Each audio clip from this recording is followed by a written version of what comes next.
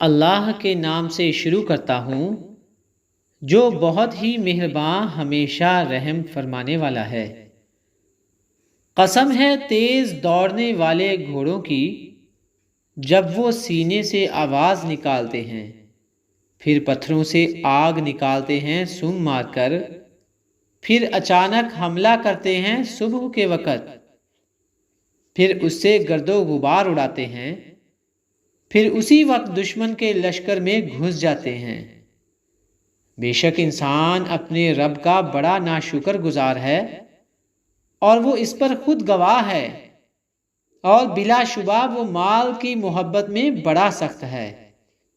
کیا وہ اس وقت کو نہیں جانتا جب نکال لیا جائے گا جو کچھ قبروں میں ہے، اور ظاہر کر دیا جائے گا جو سینوں میں پوشیدہ ہے؟